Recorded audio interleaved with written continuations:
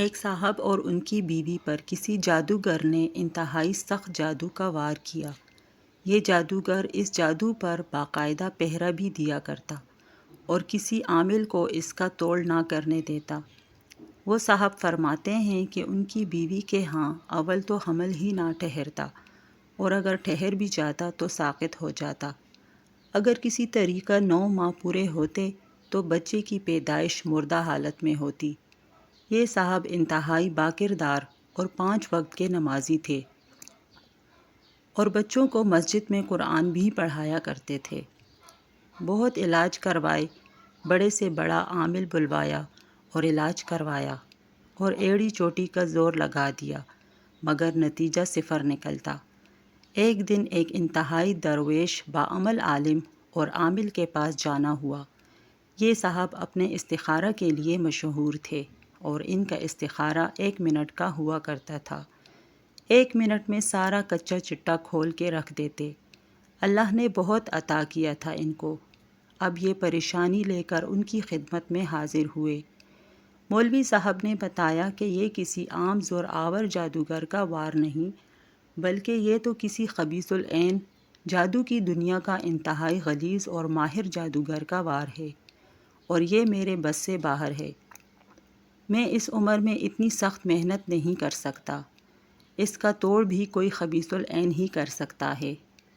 یہ چونکہ مجبور تھے اس لیے پوچھنے لگے کہ کچھ تو حل ہوگا۔ مولوی صاحب فرمانے لگے کہ سندھ کے فلاں علاقے فلاں جگہ پر ایک گاؤں کے باہر اسی خبیث العین نے ان دنوں ڈیرا لگایا ہے، تو فوراً اس کے پاس چلا جا۔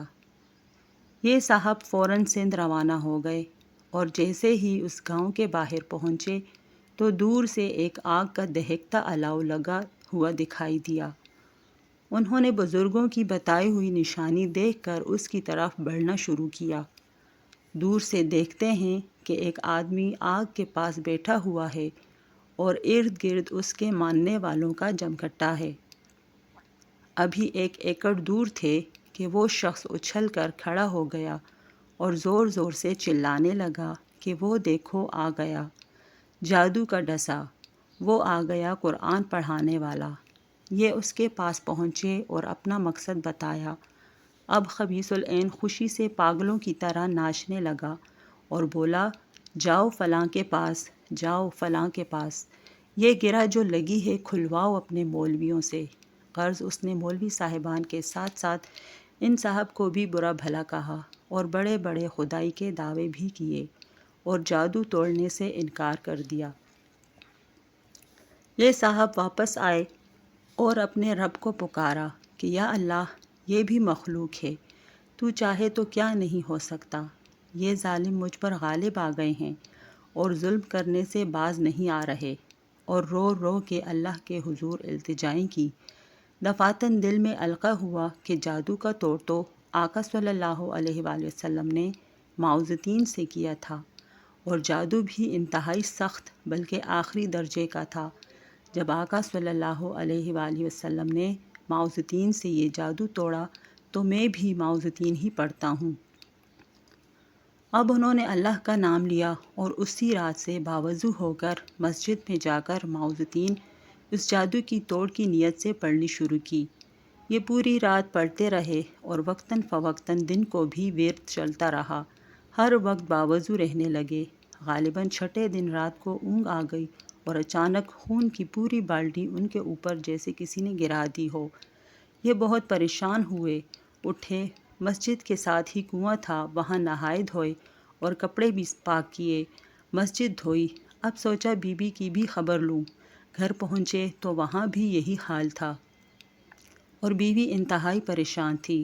بیوی کو دلاسا دیا اور فرمانے لگے کہ بھلی مانس، اب کچھ ہلچل ہو گئی ہے، انشاءاللہ اب کام بن جائے گا۔ ایک نئے ولولے سے اسی رات سے پھر دوبارہ مسجد میں عمل شروع کر دیا۔ 9ویں دن پھر وہی ہوا، اونگ آئی اور دونوں میاں بیوی پر خون کی بالٹی گرا دی گئی۔ انہوں نے ہمت نہ ہاری اور پڑھنا جاری رکھا۔ 13ویں دن صبح کے وقت وہی سندھ والا خبیث العین مسجد میں داخل ہوا اور آتے ہی پیروں میں گر کے معافیا مانگنے لگا۔ ان صاحب نے اسے بولا کہ تو مجھ سے کیوں معافیا مانگ رہا ہے؟ کہنے لگا کہ اللہ کے واسطے مجھے معاف کر دیجئے، پھر بتاؤں گا۔ انہوں نے معاف کر دیا اور وجہ پوچھی۔ کہنے لگا کہ آپ میاں بیوی پر جادو میں نے کیا تھا۔ جب آپ مسجد میں عمل کرنے بیٹھے تو میں بھی آپ کے مقابلے پر بیٹھ گیا اور روزانہ میرا کیا ہوا جادو مجھ پر ہی الٹا چلنے لگا اور میرے موکل میرے دشمن بن گئے۔ یہ صاحب فرمانے لگے کہ اگر یہ بات تو نے مجھے پہلے بتا دی ہوتی تو تجھے میں کبھی معاف نہ کرتا۔ بہرحال یہ جادوگر معافی مانگ کر اپنی جان بچا کر واپس سندھ لوٹ گیا، کیونکہ اگر وہ معافی نہ مانگتا تو جان سے ہاتھ دھو بیٹھتا۔ انہوں نے اللہ کا شکر ادا کیا مگر جادوگر کی صلح کا اعتبار بھی نہ کیا اور 41 دن مسلسل عمل کرتے رہے۔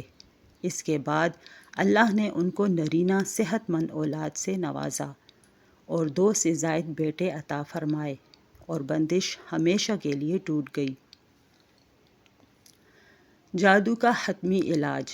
ناظرین کرام، قرآن پاک کی آخری 2 سورتیں جنہیں معوذ الدین کہا جاتا ہے، سحر کے علاج میں مغز کی حیثیت رکھتی ہیں، یعنی سورہ فلق اور سورہ والناس۔